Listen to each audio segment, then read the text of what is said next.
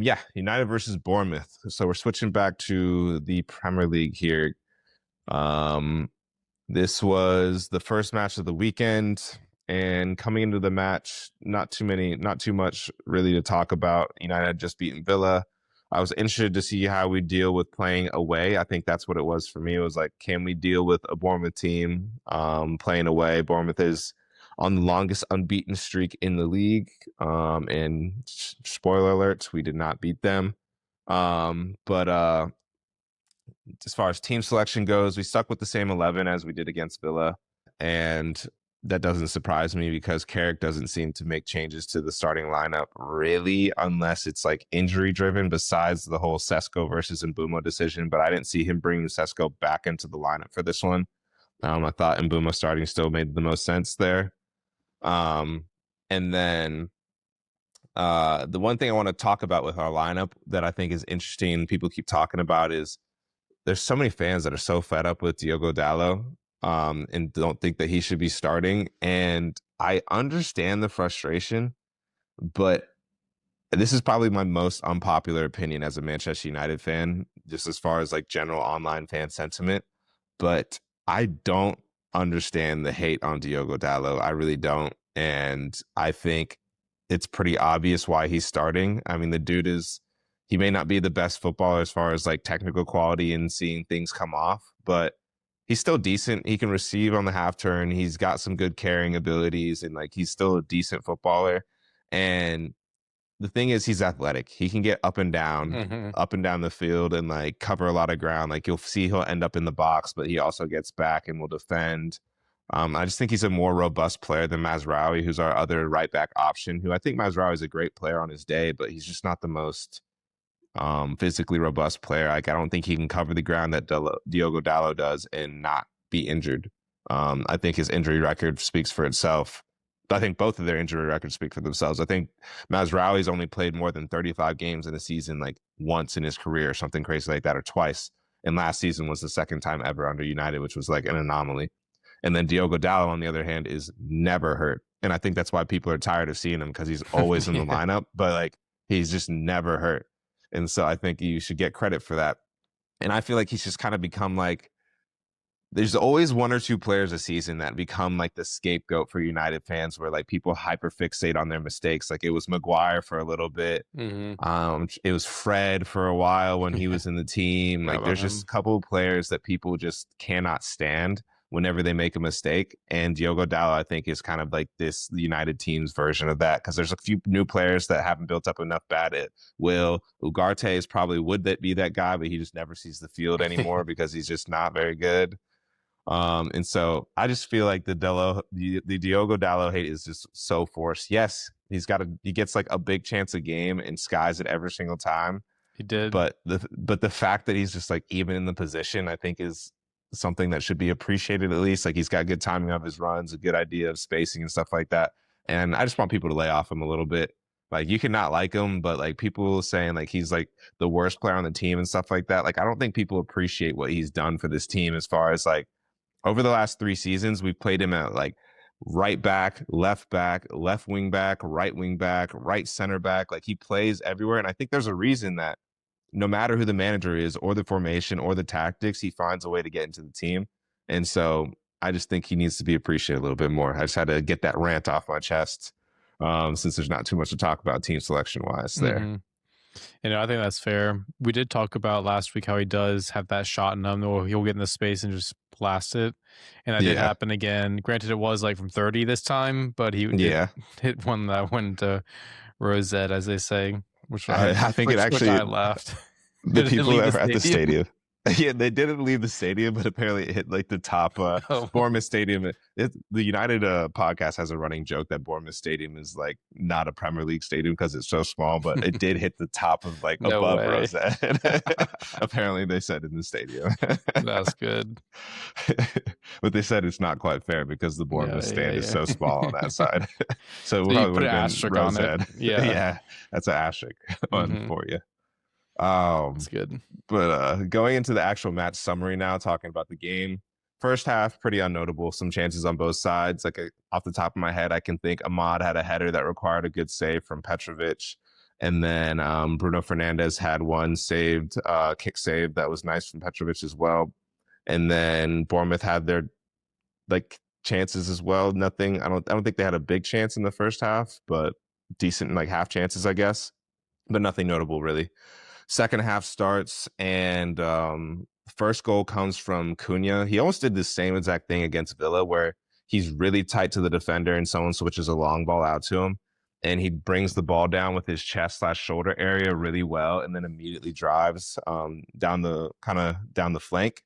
And this time he cut in and split a double team, and Jimenez grabs him. But if you watch breakdowns of that, I thought he did really, really well, because people that break it down, like he took some touch, like he almost avoided taking another touch in order to entice Jimenez to commit. And then he quickly cuts back, and like that kind of caught him off guard and was kind of what led to Jimenez reacting the way he did and getting the penalty. So I just want to give Cunha his flowers because I think he's been really good in that left wing position, and that penalty opened the scoring with Bruno finishing it off. Um, and then a few minutes later, Ahmad is in the box, and this is where the controversy enters the game. Ahmad is in the box. He's cutting in onto his left foot. Truffert has both hands on him, grabbing his arm, and then Ahmad starts to fall, and Truffert kind of, in my opinion, extends his arm and pushes Ahmad down. And Ahmad falls. Ref doesn't give the penalty. It is not too long after our first penalty, so I could understand being hesitant to give another one in that situation. But then Bournemouth take the ball and go down to the other side of the pitch and pretty much immediately score 20, maybe 20, 25 seconds later. And they count the Bournemouth goal and don't call Ahmad's back for a penalty. And at the time, I was like, in my opinion, that's a penalty, but obviously I'm biased. So, like, whatever, like, I'll allow it, I'll let it go. But then a few minutes later, United answer with a goal of their own, or it technically was an own goal for I think his name is James Hill or Justin Hill, I believe. I forget which one, Justin or James, one of the two. Yeah. I can't remember in the moment. I'm blanking. But basically, own goal, United go up 2-1. But then Bournemouth really grew into the game in the second half a bit more. Krupi comes on and makes a good impact, and he puts in a through ball for Evan Nilsson, and Maguire takes Evan Nilsson down in the box. He gets called for a penalty and gets a red card. And so at this point, this is where I'm like a bit disappointed because in isolation, would I call the Maguire foul a penalty and a red card?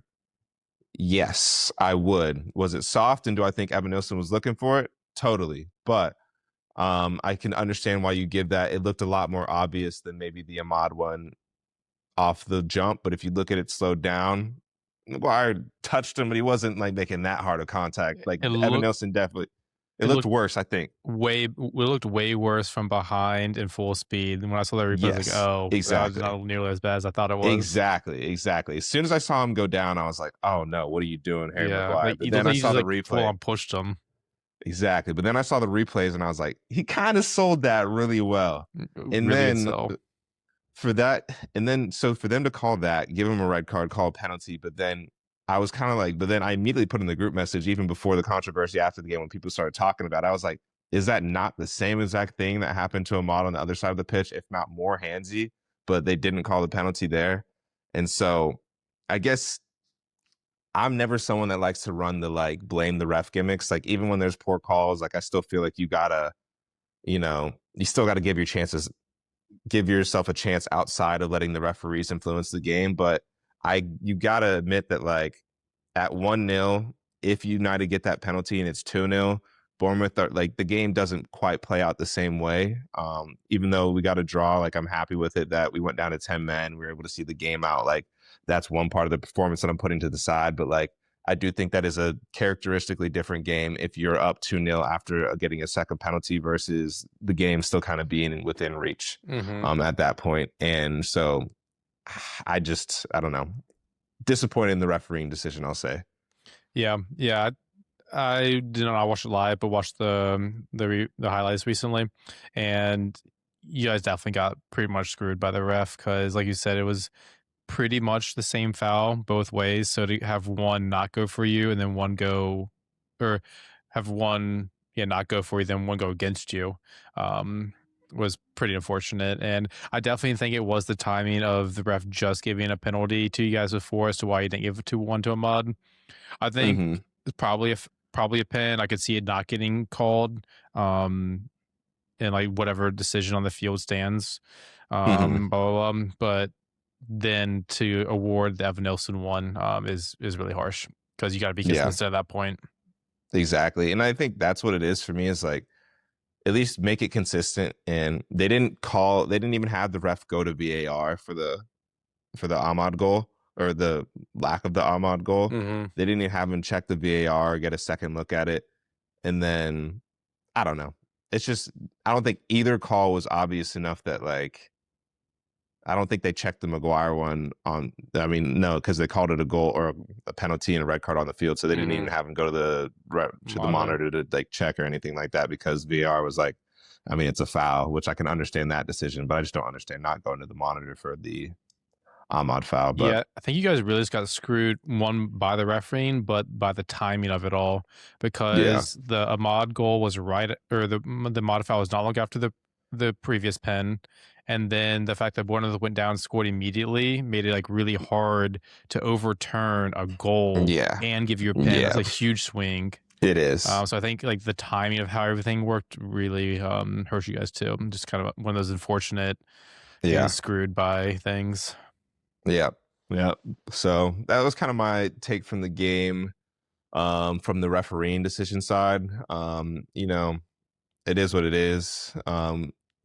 All that said, I'm still happy with the performance in general. I thought we played decent in that second half. And all things considered, the fact that we went down to 10 men in about, I think it was like the Maguire red card was probably about the 80th minute, something like that. Mm-hmm. And then there was 9 minutes of extra time too, which like I have no idea where that came from because there was no VAR reviews. There was no The refs thought they like there was went to the monitor yeah, to factor exactly. that in. I have no idea where the 9 minutes came from. And so the fact that we were able to last basically 20 minutes down a man against Bournemouth, who love to put you under pressure, and it's away on the road. I thought I was actually like happy that we were able to kind of hold on and defend well as a team and kind of see the game out. So I think that's like although it wasn't 3 points, I think that's a positive to take from the match from my end. And then as far as personal individual performances, I don't think anyone in particular was outstanding. I think Lenny Yoro is getting better. So I'll give him his credit. But for me, the standout player is Mateus Cunha. And I say that because I was critical of him in the left wing position for a while because he was drifting inside and kind of drifting all over. But you can tell Carrick and the team has kind of told him, like, we need you to be more of like a touchline winger for us. And he's done that against Villa and he did that against Bournemouth and a little bit against Newcastle. And I do think our attack looks a lot better. And he's surprising me with how good he's been able to be out in that role. Kind of being able to like take the ball not to the byline, but just basically be more of like a touchline left winger instead of someone that feels like he needs to drift inside and kind of come more centrally. Mm-hmm. So I want to give him a shout out for that because I think he's been our best player outside of Bruno Fernandes and showed a lot of personality and been able to adapt better than I thought he would be able to. Yeah, he looked good in the game for the highlights that I saw, and he's a big player, so really important for you guys to get him involved in like a regular starter, basically, and like find a role for him in the team. Yep. Yep. I think it's going to be really interesting now. I guess more going into bigger picture stuff. Going to be really interesting to see how we use him when Dorgu's back because Dorgu was absolutely crushing it in that left wing role. Mm-hmm. And I'm interested to see. I mean, I'm sure Dorgu won't come immediately back into becoming a starter. So I'm sure that'll probably be the case. Like, see if Dorgu can kind of play his way back into the starting lineup. Or I wonder if we move him back to left back because Luke Shaw's been okay, hasn't been the best, but we literally don't have a different option there. So I wonder if Dorgu goes to left back, keep Cunha left wing, or basically how the team adapts. And then I'm also wondering, like, long term, where does Mateus Cunha play in this team? Is he a starter? Because I think he's our second biggest player in terms of personality and just ability to just kind of make stuff happen on the pitch outside of Bruno Fernandes. Mm-hmm. But I don't know where his ideal position is. It looks like he can play this left wing role, but everyone's been saying for the last like couple months that we need to go out and buy a true left winger. but maybe Cunha is the starter and that left winger is just like kind of like a super sub type role Yeah. or something like that. I don't know, just gonna be he's creating some questions, but I think good questions, like good options for us to have. Hmm. Yeah, I feel like there are other priorities there to address before signing a left winger. If you when you got Cunha, who's looking pretty good there right now. Yeah, but I don't think anybody as a United fan would have said that before the last 2 weeks. Really, I think that's been because he wasn't. honestly watch. I mean, was he given like opportunities to play out there Yeah, I mean he's been playing left wing for us since when Dorgu he? got hurt Yeah. against you guys. Like he's been our True. starting True. left wing ever since then, and our attack was looking kind of stale and not that good against in matches like who did we play? We played Fulham, Everton, Newcastle, where we lost that game against 10 men. Like there were matches where he played a left wing and it just didn't seem like it was working. But it's really the new recent instructions of Carrick has been, I think Carrick actually touched on this in his one of his post-match pressures. I think it was after Newcastle, like basically saying like we've talked about it and we're having Cunha play a little bit more high and wide and like purposely positioning him there because if you looked at like our touch map, it was so lopsided towards the right hand side. And it was because Cunha was like wanting to drift all over, and Hmm. people kept saying that they don't think he can, nor is it the best use of him to kind of keep him out there The on width. that left Yeah. wing. So I don't know. I don't know what to think because like for me, I've been saying my top transfer priorities are first two in the door need to be two midfielders, two quality midfielders, at least one massive like I'm talking like spend 80 to 100 mil on a midfielder and then another still decent level midfielder. And then number 3 priority for me was left wing. Um and now I'm like we still do need a left winger. I just don't know what kind of left winger we need. I think we still Hmm. need someone that can beat a player one on one. Like I like Jan Diomande from Leipzig. I think he's having a good season over there, and I would like to see him play for us. Some people have thrown out like Njai. Like we were looking at Semenyo. I think Semenyo was our ideal player, Hmm. but we couldn't compete with City for him, unfortunately. But a player like that that can kind of is more of like a true traditional winger that can beat their man one on one, which Cunha seems to be able to do, but in like a slightly different way than you might expect from a winger. Hmm. Um, yeah, I don't know. It's going to be an interesting summer. I'm actually really looking forward to it because there's so many different combinations that we can get into, like as far as players to look at, as far as different types of left wings. What type of center mid combinations do we want to go for? Like, do we want to go big on a number 6 or big on like maybe the more box to box type? Um, just a lot of different combinations of stuff that we can do is looking really interesting for us. And also, who's going to be the permanent manager? What kind of Yeah. style are they going to play? Who knows? Yeah, I got 2 points or 1 point in a question. But talk about Cunha. Yeah, I feel like he doesn't go around players when he beats them. He goes like through them. He goes like at them and Yeah. just like pushes the ball past them and goes like through them, or like he did to get into the to draw the pen Hmm. today, as opposed to like an Njai or like an Ahmad who like will dribble like around them, if that makes Yeah. sense. Yeah. No, I get you. I actually was trying to, I scripted a video and I haven't put it together. I might still drop it during this long break that we've got since it'll still be relevant. But I was talking about, it was about the Cunha left wing transformation that we've seen. And like, I wasn't expecting him to be able to be a guy that can like, I guess I always knew he can beat a man one on one because he's always so good at carrying the ball. But I Mm-hmm. didn't, maybe like the stop start beat a man is what I like didn't really expect. Mm-hmm. But he's so good at he's fast and athletic, but not like I think I said this when I was doing my notes, like over a 40-yard dash, he might not be the fastest player, but he's really good at kind of start, like kind of being quick over the first 5 yards. And then once he takes a kind of a long touch past you, once he can get at all in front of you, if he gets like even like 6 inches on you, he's so good at using his arms and using his body to keep you away from the ball. Like it is very impressive. Like he doesn't take the cleanest touches all the time, if you notice. Mm-hmm. Like he'll take some kind of sloppy touches, but he just is so good at positioning himself between you and the ball, and he will not let you get to the ball without fouling him. And I think that's what he's so good at. And he kind of did that. He did that against Villa, and then he also did that again against Bournemouth, where he brings the ball down, and as soon as he's got a half a step on you. Like he's just good at keeping you kind of in jail. This is for the basketball nerds, but they call it keeping you in jail. Like if you beat your man in basketball and you can get him on your back, you almost kind of like Luka's really good at this. Mm-hmm. He'll like keep you on your back and then like just kind of take his time getting to where he wants to go. And Cunha does the same exact thing, but in soccer. And I just have found that very interesting to watch because it's a very unique style. Yeah, I don't see it too often, but yeah, it's good points, and he definitely does have a different dribbling style. And Yeah. then my other question was, what do you think of Mbeumo's performance and his performances recently? Because Yeah. starting to get a little annoyed with him in my FPL team, and I feel like it's time to Yeah. get rid of him. But I didn't Yeah. see, and I didn't watch the game, so Mbeumo. Yeah. I think that's a great question because I've been flirting with it, just hasn't been a priority to remove him, but I've been thinking about removing him. And I don't think it's because I think he's a bad player. I think he's doing a thankless job for us right now.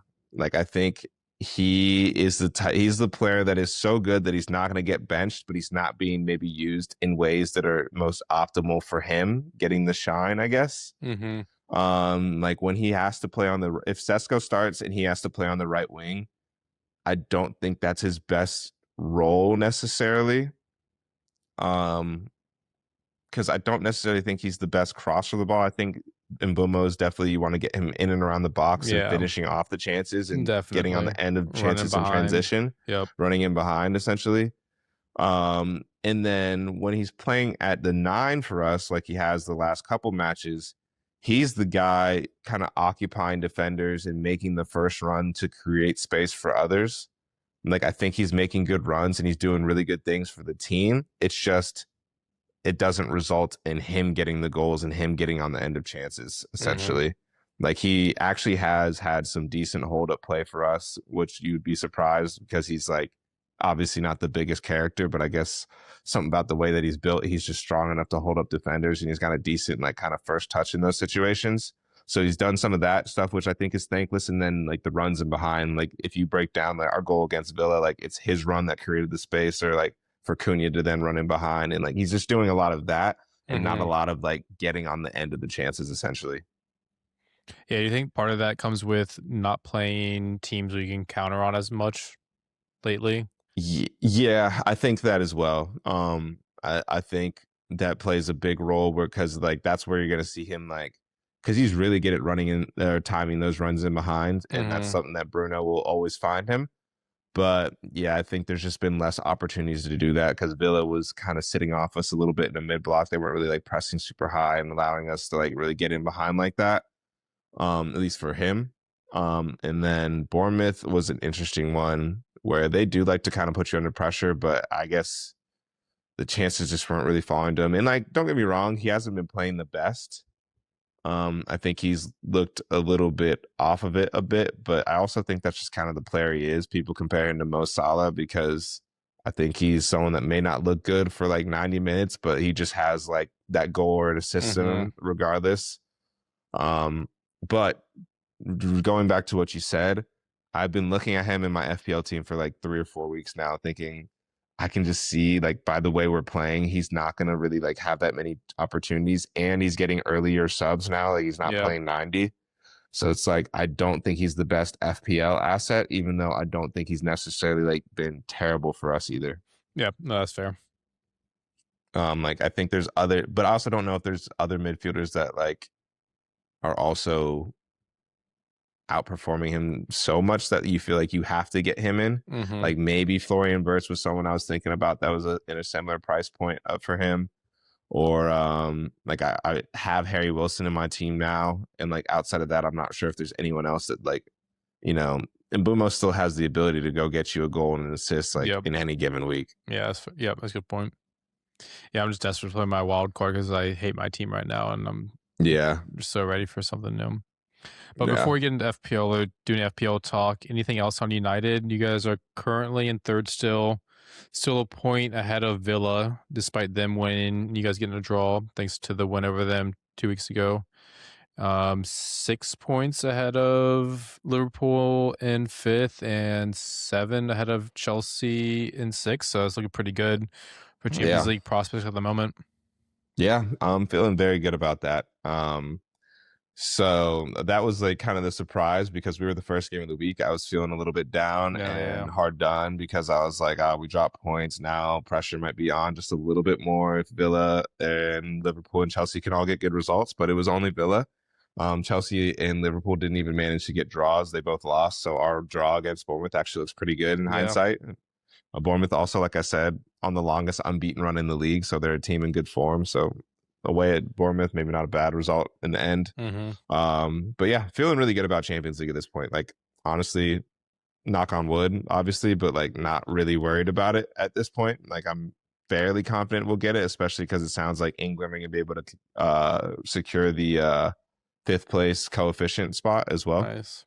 I think they said if any team from England manages to even draw for the rest of the European competitions that they're in, that I think it pretty much guarantees that fifth place spot. So from United's perspective, I'm still feeling really good about Champions I'm League, glad which someone is calculated that because I was looking into that the other day because like, what does England have to do to secure that spot? yeah, And it was way too complicated to try and figure that yeah. out I gave myself. up on it. Yeah, I gave up on it. I was like, just finish top four, guys. Like yeah, I don't feel like figuring out if fifth matters or not. yeah. Um, yeah, but yeah, I'm feeling good. That's part of why I'm feeling so good about or excited about the summer is a Manchester United team that finishes third, and that is also whatchamacallit, that is also in the Champions League next season, going to have a ton of money to spend, I think is a really exciting prospect for potential top managers. But I'd be more than happy to keep Michael Carrick at this point as well, just based off what he's done.